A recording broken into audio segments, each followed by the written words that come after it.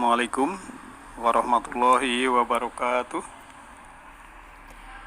Alhamdulillah nahmaduhu wa nasta'inuhu wa nastaghfiruh wa na'udzu billahi min syururi anfusina wa sayyiati a'malina. May yahdihillahu fahuwal muhtadi wa may yudlil falan tajida lahu waliyyan mursyida.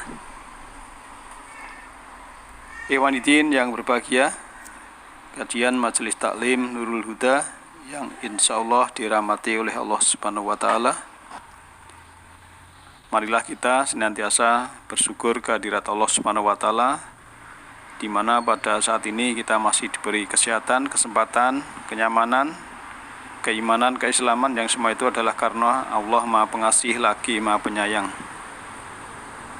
Dan kita lanjut pada malam hari ini masih mengkaji surah Al-Baqarah ayatnya 21 ya.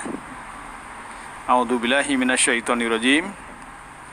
Ya ayyuhan nasu taqu rabbakumul ladzi khalaqakum waladina min qablikum la'allakum tattaqun.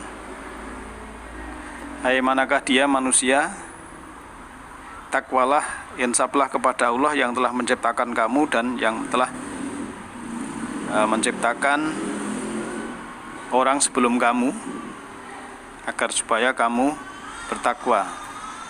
Jadi yang diseru adalah manusia siapa saja ya, supaya bertakwa kepada Allah Subhanahu wa taala, karena Allah telah menciptakan kita dan orang-orang sebelum kita.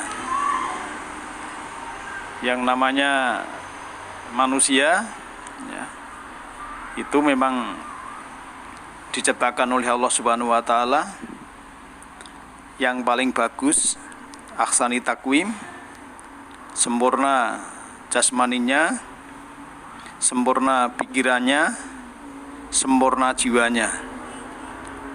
Apabila dibandingkan makhluk-makhluk yang lain, memang manusia adalah makhluk cerdas ya, bersama jin itu juga makhluk cerdas, maka diwajibkan untuk mengabdi ya, ubudu.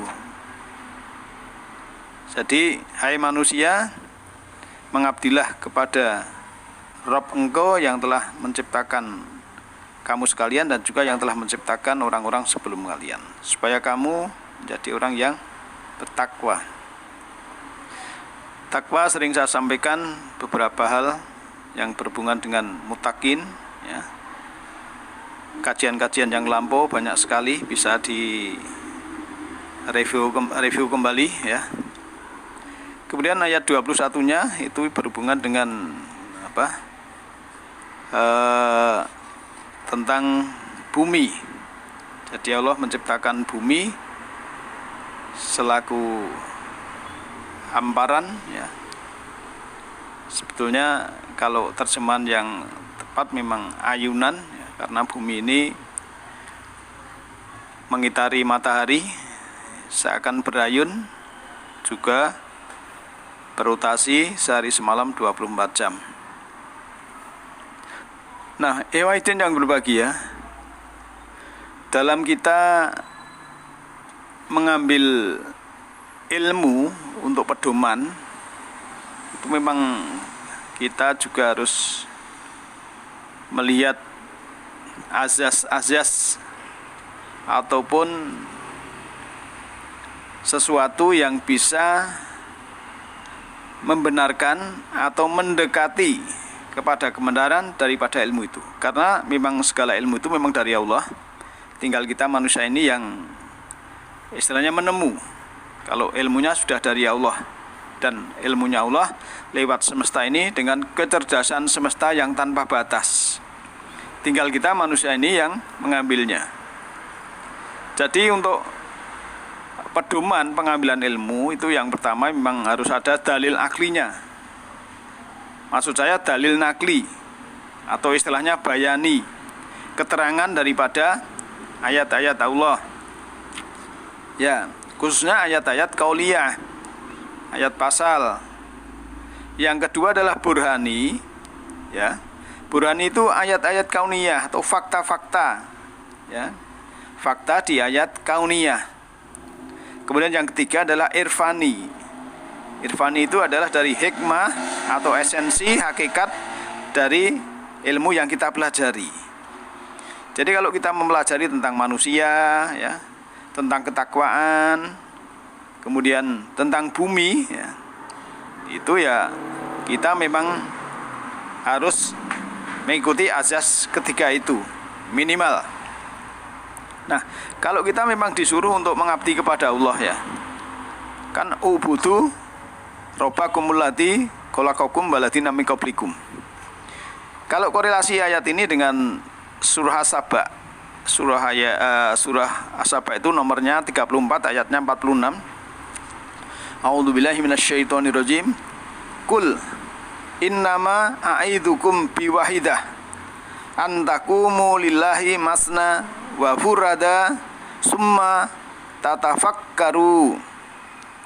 Katakanlah, ya, kalau di sini katakanlah, yang suruh mengatakan yang kita yang membaca ini ataupun kita yang mendengar ini suruh mengatakan, sungguhnya, ya, aku hendak mengajari kepadamu, ya, kalau dulu kan Rasulullah, sungguhnya aku hendak mengajari kepadamu, atau aidukum, kalau di terjemahan Depak itu kan memperingatkan kepadamu, ya, tapi aidu itu dari mauidoh, ya, asal akar katanya sama, itu memang pelajaran. Jadi yang tepat memang hendak mengajari kepadamu biwahidah, dengan apa itu, satu hal saja, antakumulillahi masna wa furada, ya, masna wal furada, kemudian summa tatafakkaru, yaitu supaya kamu tegak atau menghadap Allah itu dengan ikhlas, ya, berdua-dua atau sendiri-sendiri. Kemudian kamu pikirkan, ya, yang dipikirkan apa? Yang pelajaran tadi, kan begitu. Kemudian ma bisahibikum min jinah, tidaklah kawanmu Muhammad itu, ya, sebetulnya kalau di terjemahan ini kan mosok gila. Jadi maksudnya memang kawanmu Muhammad itu bukan sepasang jin, gitu loh maksudnya. Kemudian in huwa illa nadhirul lakum, dia tidak lain hanyalah pemberi peringatan kepada kamu. Baina yadai adzabin sadid, yaitu peringatan bagi kamu sebelum mendapatkan sanksi yang keras. Di sini ada kata-kata masna wa furada, berdua-dua atau sendiri-sendiri. Ini maksudnya kan bahwa Allah kita dalam menghadap kepada Allah, kemudian merenungkan, ya, tentang Muhammad itu sebaiknya dilakukan dalam keadaan suasana tenang dan tidak dapat dilakukan dalam keadaan rame-rame. Maksudnya kita dalam keadaan hening, kan begitu. Jadi memang dalam kita takumulillah, ya, takumulillah ini ada yang menafsirkan waktu kita berdiri tegak, waktu sholat itu boleh sendiri, boleh berdua atau berjamaah, ya silahkan, itu semua tafsir. Tapi takumulillah secara hakikat juga kita memang kukuh untuk Allah, ya, untuk Allah.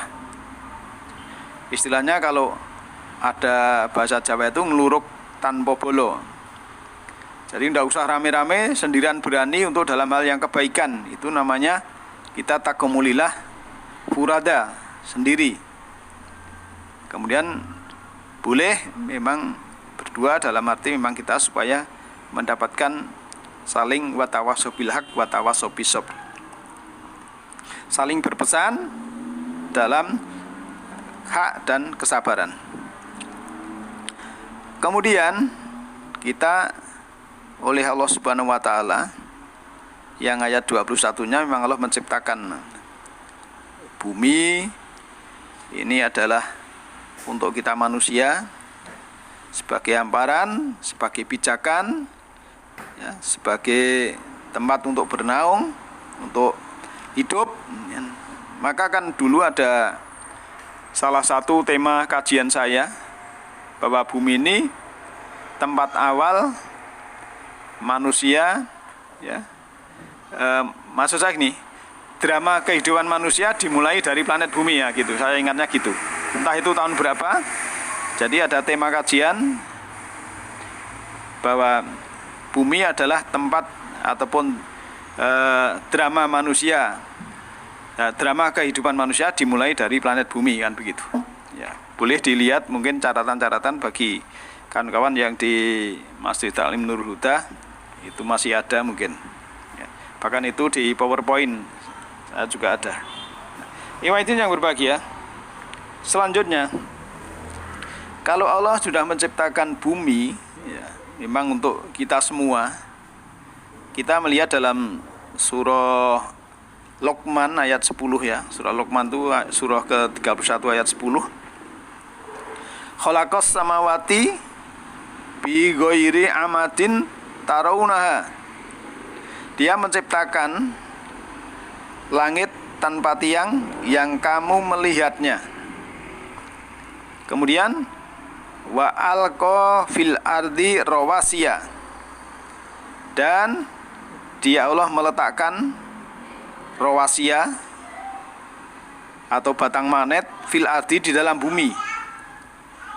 Antamida bikum wa basa fiha min kulli dabah wa anzalna minas samai ma'an ya fa anbatna fiha min kulli zaujin karim. Dan Allah ya setelah memberikan atau meletakkan rawasiya di dalam bumi. Kalau di terjemahan Depak itu meletakkan gunung-gunung ya. Rawasiya itu sebenarnya ya batang magnet itu. Bukan gunung, kalau gunung itu kan jibal. Ya. Maka supaya bumi itu tidak menggoyangkan kamu dan memperkembangbiakkan padanya segala macam jenis binatang. Dan kami turunkan air hujan dari langit, lalu kami tumbuhkan padanya segala macam tumbuh-tumbuhan yang baik. Begitu kita melihat ayat-ayat Allah yang berhubungan dengan bumi. Dan bumi memang oleh Allah Subhanahu wa taala diletakkan rawasiya. Rawasiya adalah sesuatu atau kalau para ahli mengatakan ada batang magnet di pusat inti bumi ini untuk memutarkan bumi ini bisa rotasi sehari semalam 24 jam. Ya, kita orang yang awam ya sementara percaya dulu perkara nanti ada penemuan ilmu yang lebih up to date, ya kita percaya saja. Ya, intinya berbahagia. Bahkan kita hidup ini kan juga ada saling bergantungan kepada tanaman ya. Ya. Sebab unsur kehidupan yang paling utama pada manusia adalah nafas kita ini. Alat pengatur nafas yang dihadiahkan Allah kepada kita adalah sepasang paru-paru yang sangat penting perannya dalam pertukaran oksigen dan karbon dioksida. Kalau makanan yang diperoleh dari pencernaan dan oksigen yang diperoleh dari pernafasan itu kan bisa diubah menjadi energi, sehingga energi itu oleh sel-sel yang ada dalam tubuh kita itu sebagai produk sampingan dari metabolisme tersebut adalah karbon dioksida. Nah, oksigen yang masuk saat kita menghirup udara dan kita mengeluarkan karbon dioksida waktu kita itu menghembuskan waktu bernapas itu. Jadi pertukaran proses pertukaran oksigen dan karbon dioksida ini berlangsung di rongga-rongga yang terdapat pada paru-paru kita. Ya, kalau para ahli menamakan alveolus atau apa itu kan luasnya kurang lebih 90 meter persegi, memang luas sekali. Dalam luasan itu terdapat sekitar 600 juta alveolus. Ya, maka dalam satu hari sepasang paru-paru mampu menukar oksigen dan karbon dioksida sebanyak 15.000 liter, luar biasa. Maka karbon dioksida yang dikeluarkan lewat hembusan nafas kita digunakan oleh tumbuhan untuk proses fotosintesis. Nah, dalam proses fotosintesis itu karbon dioksida dan air dirubah oleh sinar matahari menjadi glukosa. oksigen dan air. Sedangkan oksigen yang dihasilkan oleh tumbuh-tumbuhan digunakan kembali oleh manusia untuk proses metabolisme, mengubah makanan menjadi energi. Kan luar biasa ini. Ya. Setelah menjadi energi itu kan, maka sungguh dalam kehidupan manusia ini ya, kita ini itu kan juga sangat bergantung kepada tumbuh-tumbuhan dan juga bergantung kepada sinar matahari. Nah, maka kita memang harus ya bersyukur kepada Allah. Ya, kita berterima kasih karena hal-hal yang demikian kadang kita itu tidak ada kesadaran. Maka kalau di sekitar kita ada tumbuh-tumbuhan, ya kita rawat dengan baik, dengan cinta kasih sayang, ya. Jangan sampai tumbuhan merana, hanya mati, kurang air dan lain sebagainya, karena kan itu sebenarnya kan bermanfaat untuk kita selaku manusia. Ya. Kadang memang orang itu ya enggak peduli sama sekali dengan lingkungan tumbuhannya, pokoknya saya semen semua, saya babat semua, ya, untuk usaha. Nah, sehingga dia tidak punya resonansi yang baik daripada tumbuh-tumbuhan. Nah, itu yang salah. Maka kita harus ada keseimbangan dengan alam semesta ini, apalagi dengan tumbuh-tumbuhan yang ada di sekitar kita.